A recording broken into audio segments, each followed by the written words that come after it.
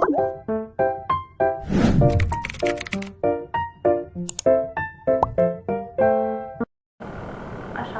warahmatullahi wabarakatuh. Perkenalkan, nama saya Hifal Nisa, NPM 10222-083. Saya dari kelas B22, program studi akuntansi mahasiswi Universitas Teknologi Digital.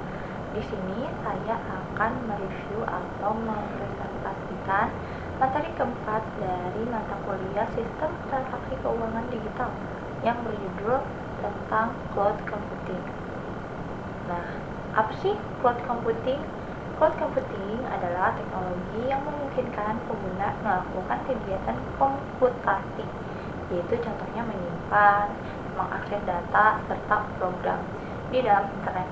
Jadi ini tuh salah satu teknologi di mana pengguna dapat menyimpan, mengakses data, dan program yang berbasis internet.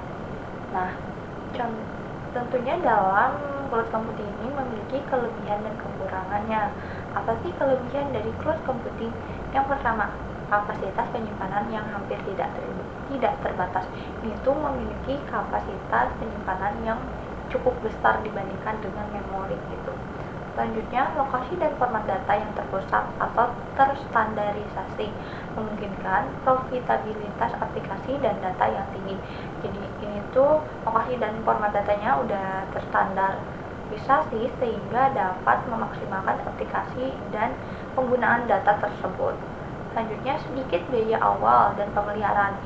Hanya menggunakan biaya kuota untuk mengakses cloud computing dan perangkat elektronik. Nah, di samping ada kelebihan, tentunya ada kekurangan dari cloud computing. Apa sih kekurangan dari cloud computing? Yang pertama, kecepatan akses dibatasi oleh kecepatan akses internet. Jadi, kecepatan akses itu dipengaruhi oleh internet. Apabila internetnya lemot, maka akan berdampak pada kecepatan akses yang menurun gitu. Selanjutnya, kurangnya keamanan dan keandalan. Itu masih memiliki keamanan yang cukup rendah gitu, yang belum kuat jadi keamanan. Selanjutnya, sedikit penyesuaian aplikasi yang tersedia. Nah, ada beberapa karakter dari cloud computing yang harus ada dalam cloud computing. Yang pertama, resource pooling, yaitu layanan cloud harus tersedia secara terpusat dan dapat membagi resource atau sumber daya secara efisien sehingga dapat dimanfaatkan secara maksimal. Jadi layanan cloud ini harus terpusat, harus terstandarisasi agar resource atau sumber dayanya itu dapat bekerja secara efisien dan memaksimalkan layanan cloud tersebut. Yang kedua ada on-demand self-device, yaitu layanan cloud harus dapat dimanfaatkan pengguna melalui mekanisme swalayan atau otomatis dan langsung tersedia saat dibutuhkan segera. Jadi itu harus tersedia saat dibutuhkan segera pada layanan cloud ini. Yang ketiga ada broad network access. Nah, layanan cloud harus dapat diakses dari mana saja, kapan saja, dengan alat apapun selama kita terhubung dengan jaringan internet. Nah, layanan cloud ini dioptimalkan untuk mempermudah pengguna, yaitu dapat diakses dari mana saja, kapan saja, dengan alat apapun selama kita terhubung dengan jaringan internet. Selanjutnya, rapid elasticity. Layanan cloud harus dapat menaikkan atau menurunkan kapasitas layanan sesuai kebutuhan pengguna. Jadi ini tuh harus tersedia sesuai kebutuhan pengguna, masing-masing pengguna yang berbeda. Selanjutnya yang terakhir ada measure service.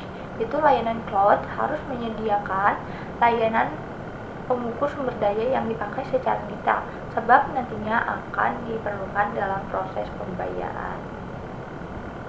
Nah, apa sih contoh-contoh dari layanan cloud ini? Yang pertama ada software as a service, yaitu ini tuh berupa layanan cloud software untuk pelanggan. Contohnya ada Office 365, Gmail, Facebook, dan Yahoo Messenger, dan lain sebagainya.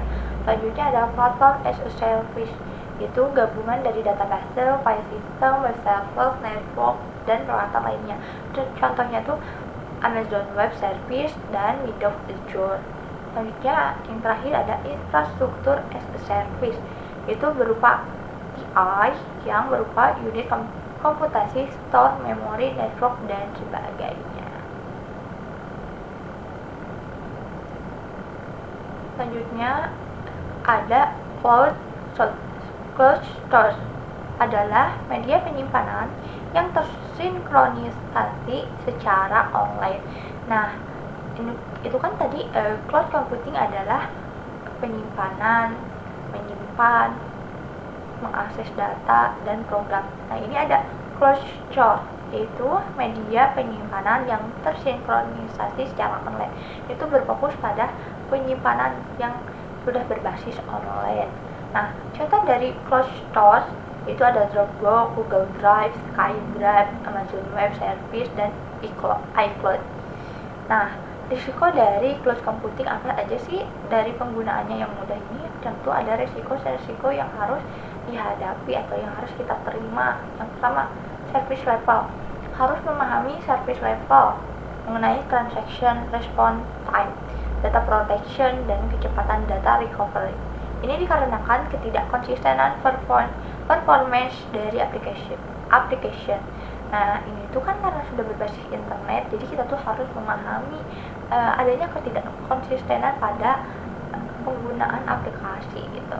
Selanjutnya ada privasi, karena orang lain atau perusahaan lain juga dapat mengetahui atau membaca data kita, sehingga harus lebih hati-hati atau lebih mengetahui lebih banyak tentang privasi dalam penyimpanan online ini. Selanjutnya compliance, berhati-hati dalam hal penyimpanan data, itu harus benar-benar hati-hati. Nah, cloud computing ini kesimpulannya memberikan kemudahan bagi pengguna untuk menyimpan data secara berbasis online, itu dapat diakses di mana saja, kapan saja, asalkan dia menggunakan internet. Nah, selain itu juga cloud computing ini memiliki kapasitas penyimpanan yang cukup besar, sehingga kita dapat menyimpan data apa saja di dalam cloud computing dengan kapasitas yang cukup besar. Di samping itu, dengan adanya kemudahan, cloud computing juga memberikan dampak kelemahan atau dampak negatif yang dimana kita itu harus berusaha untuk mencegah atau mengurangi resiko-resiko yang terjadi pada cloud computing dengan menambah lebih pengetahuan yang kita miliki mengenai penggunaan cloud computing. Nah, sekian presentasi yang dapat saya sampaikan. Mohon maaf apabila ada kekurangan. Wassalamualaikum warahmatullahi wabarakatuh.